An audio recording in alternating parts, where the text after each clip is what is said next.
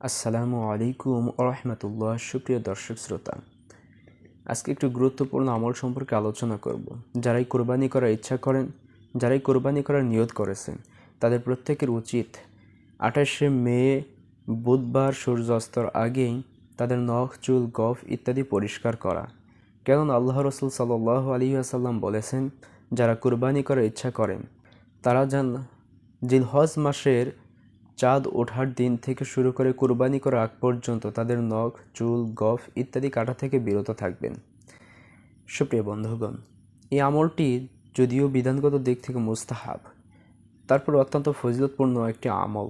তাই যারা কুরবানি করবে তাদের উচিত এই আমলটি করা এবং এই আমলটি ধরে রাখা।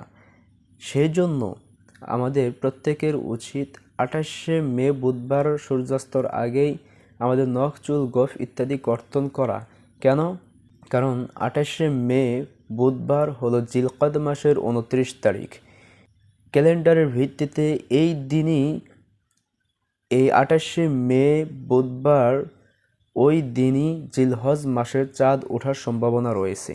যদি জিলহজ মাসের চাঁদ ওঠে তাহলে তো চাঁদ ওঠার পর আমরা নখ, চুল, গোঁফ ইত্যাদি করতে পারবো না। কারণ এই আমলটি যদি আমরা করতে চাই তাহলে নখ, চুল, গোঁফ ইত্যাদি কাটা থেকে আমাদের বিরত থাকতে হবে। সেজন্য আমাদের উচিত ওই আমলটি করার জন্য প্রস্তুতি স্বরূপ 28শে মের আগেই আমাদের নখ, চুল, গোঁফ ইত্যাদি কর্তন করা। সুপ্রিয় বন্ধুগণ, এটা কারা করবে? যারা কুরবানি দেবে। যারা কুরবানি দেবে না তারা যদি চায় তারাও এই আমলটি করতে পারেন এবং ছোট ছোট বাচ্চাদেরকেও এই আমলে অভ্যস্ত করতে পারে। কারণ এই আমলে যদি অভ্যস্ত করা হয় আর নিজেরাও যদি আমল করে তাহলে আল্লাহ রাব্বুল আলামিন তাদেরকে এর যে যা সেই উত্তম যা আল্লাহ রাব্বুল আলামিন তাদেরকে দান করবেন। আরেকটা বিষয় আমাদের জানা খুবই জরুরি, সেটা হলো এই আমলটি করতে গিয়ে যদি কারো এই 10 দিনের মধ্যে 40 দিন অতিক্রম হয়ে যায় তাহলে কি করব? যেহেতু 40 দিন পর্যন্ত সীমা, 40 দিন পার হয়ে গেলেই তাহলে সেটা হারাম হয়ে যায়, হারামের পর্যায়ে পড়ে যাবে। সেই জন্য হারাম থেকে বিরত থাকার জন্য, ফরজ আমল করার জন্য এই মুস্তাহাব বিষয়কে আমাদের ত্যাগ করতে হবে। যদি কারো 40 দিন অতিক্রম হয়ে যায় তাহলে অবশ্যই সেই ব্যক্তি তাদের নখ, চুল, গোঁফ ইত্যাদি পরিষ্কার করবে।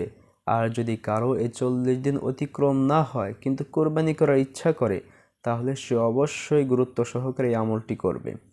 আল্লাহ রাব্বুল আলামিন আমাদেরকে এই আমলটি করার তৌফিক দান করুক, আমাদেরকে উত্তম যা অর্জন করার তৌফিক দান করুক। আসসালামু আলাইকুম ওয়া রাহমাতুল্লাহ।